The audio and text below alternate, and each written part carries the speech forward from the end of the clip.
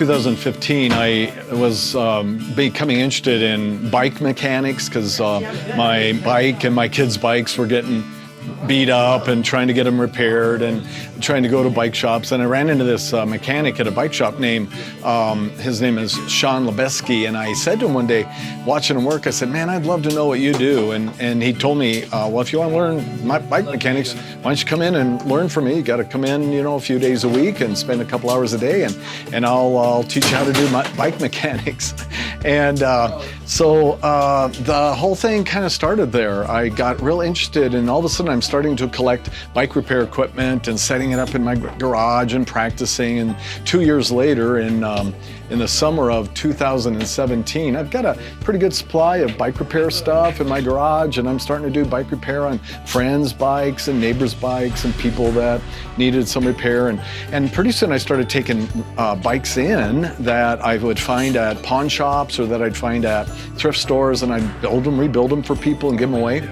And then people started hearing about it, and they started bringing me bikes, and I started getting more bikes to repair and fix up and then give them away. And then I was at the same bike shop, Sean's bike shop, and in walks this kid. He's 14 years old. His name is Saul. And he starts talking to Sean about bikes, and I'm thinking, man, this kid knows bikes. And so I invited him over to my house to look at my bike shop. And we started tinkering around, and a few days later I said, hey dude, why don't I pay you or hire you to work with me? I'm getting behind on bikes, and why don't we do work on bikes together? One day I went to a bike shop that's a bike shop that my buddy owns, and I went there to pick up tires, and it was like a winter day, so I came there, I met him there, and he offered me a ride home, and I said, sure, that'd be nice, because it was getting dark too. So he gave me a ride home, we started talking, and then we started finding out about each other. Found out he had a bike shop at his house, and that was kind of cool, because I didn't have anywhere to work on a bike at that time. So I started asking him, can I work in your garage, in your house? So he said, yeah, you're more than welcome to work in my house. So I started working there. He saw that I had some skills to work on a bike. So we started talking, and I found out that he was working on bikes to give away to other people. They were people that were homeless or people that needed help. Maybe they had a DUI or they couldn't get a car, whatever. So he asked me, would you help me work on these bikes for other people? And I said, man, you would pay me for something that I love to do. That's amazing. And he goes, you'd pay me for doing what I love?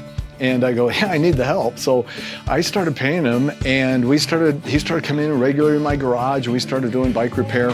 And then about the fall of 2017, November of 2017, we decided to open a bike shop and say, all right, what if people can't afford to work on their own bikes or can't afford to get their bikes worked on? You can pay us whatever, and we will work on your bike, just to help people do affordable bikes and bike repair. These kids that were coming to our shop and asking for bike repair or getting bikes repaired, and some of them said, hey, could I work here? Or what would it take to work here?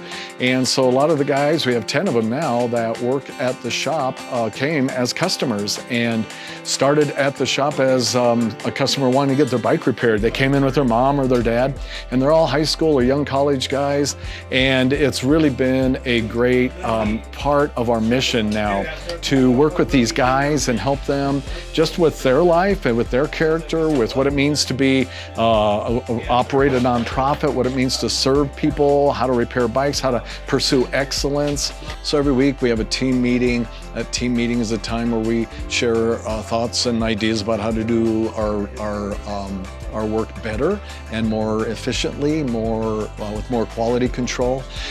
And it's a time when we can kind of speak into their character. So we go through the Giant Leadership Program with them. We I read a little bit of scripture. We have a prayer. We just kind of expand their understanding of what God has them here on earth for, and where they can grow in their own competencies and their own love for working on bikes. It's changed my life for sure, knowing Cam.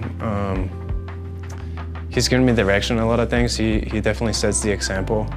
He's shown me to be more patient and more caring. He's a people's guy. He loves the relationships, and I love more just getting to work. So I think he he's sort of the bridge between, you know, the getting the things done, but also learning how to communicate with people, how to, you know, be useful for other people. That way they can reach to you so that they know how they can do that, or how you can reach out to other people so that you can help them.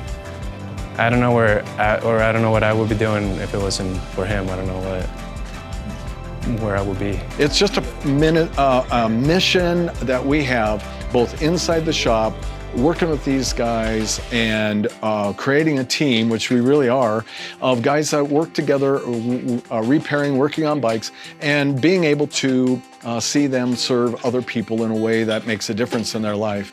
I worked on bikes for 20 years, and yet I've learned more in the past 3 months from these guys that are behind me than I ever knew. And they're an amazing group of young men that we have the privilege of being involved with. It's been growing so fast that it was kind of surprising, actually. I had to step back sometimes, or sometimes I would have to walk into the shop and start touching the walls and making sure this was actually here. So I don't know, I guess I just want to see, I would love it to be a thing that a lot of people can come in and learn stuff and go out and they can do it for themselves. I love it if it could be a place where other people could come and bring their own skills to work on their own bike. So they could use our tools, they could use our knowledge, they could use our parts, and yeah, I guess our knowledge and all that. So my hope, here's my vision. I don't want to see this bike shop stop when I'm too old to do it. I'd like to be able to have an executive salary in place for one of these guys, perhaps, I'm hoping, I'm praying, to be able to take over the bike shop as the executive director, and for it to just expand in its service and its help and its mission beyond where we are now, and go where God is leading us in broader ways to serve people in ways that we've really found is meeting a need in our community and beyond, as a little bike shop started in my garage called More Better Bikes.